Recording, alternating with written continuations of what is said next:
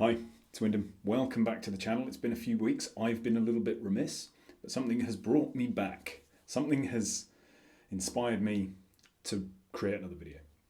And it's this idea that everywhere we look now, maybe it's always been the case and we just have more channels, I think that's it. Everybody is telling us what to do.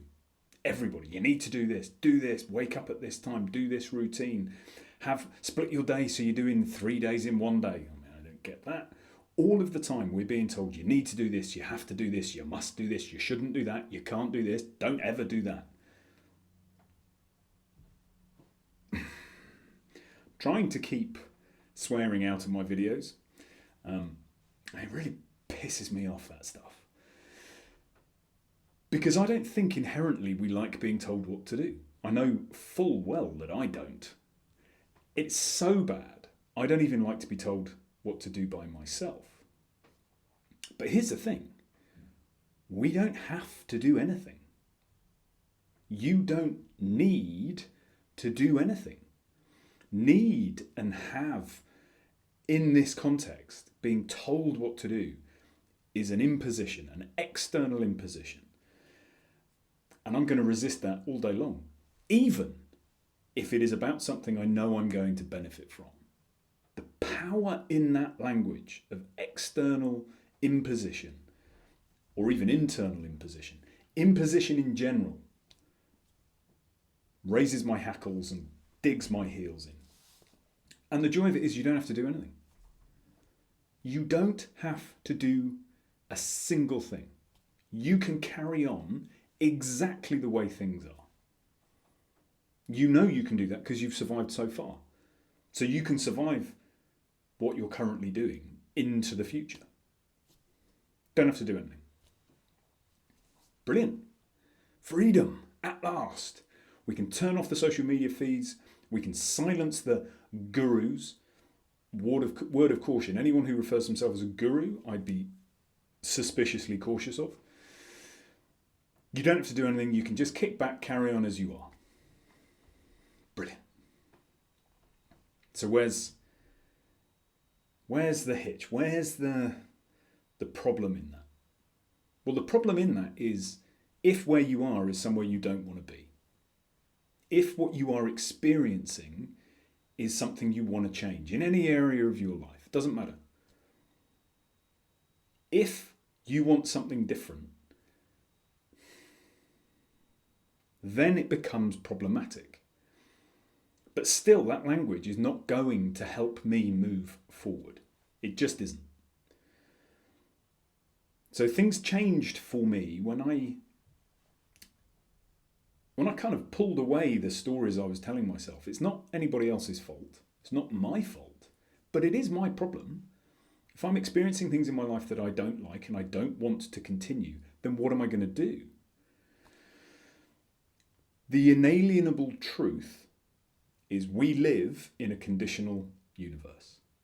Outcome follows input. Always. So if we are experiencing things we don't want and we would like something different, it is conditional on us to change the inputs. We might be sitting around hoping somebody else is going to do it for us. They're not.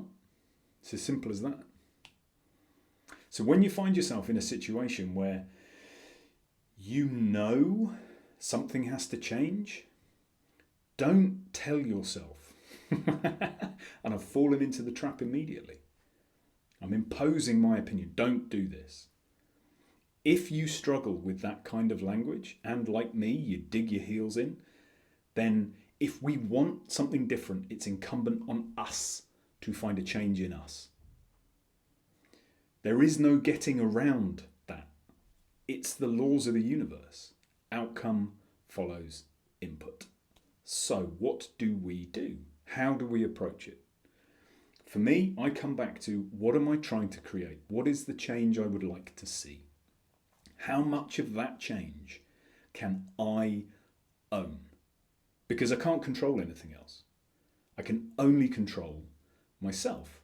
And only then with a lot of practice. So what am I trying to create? What are the feelings I want to generate? How do I want to be when I wake up in the morning? How do I want to be when people ask me how I am and what I do and all of those different things? How do I want to be?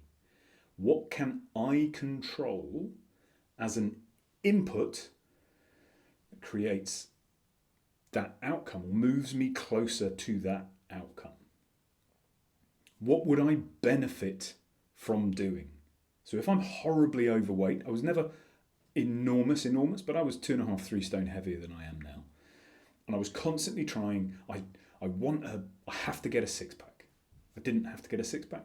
And I already have one. It's just nicely tucked away. Nothing changed until I realised what I was truly trying to create. And what I was trying to create was a healthy body that would always enable me to take advantage of the opportunities that came up in my life. Or more specifically, it wouldn't be the limiting factor to the opportunities I could embrace. Okay, cool. I now understand, I have a clear view of what it is I'm trying to create around my physical health and fitness. So what would I benefit from? What would I benefit from doing in order to help me achieve that? Well, I ate less. I included more healthier options in what I was eating. I drank less. Not because I had to, not because it was being imposed on me, but because I had identified an outcome I really wanted, and a genuine outcome I wanted, not six-pack. I never wanted a six-pack, not really. What I want is a body that will carry me to my very last breath, and my opportunities in life will not be limited by my physical wellness. And then I started taking the steps that would move me closer to that goal. The things I would benefit from, not the things I have to do or don't do or shouldn't. It's a subtle shift, but it can be a hugely powerful one. So if you, like me, dig your heels in when people tell you what to do, you don't have to do it. You genuinely don't have to do it. As a decision, there are consequences to that. The intended consequence for me would always be like, well, my intended consequence is to tell you to tick. But there also will always come an unintended consequence. And the unintended consequence was I stayed as I was, and I was miserable.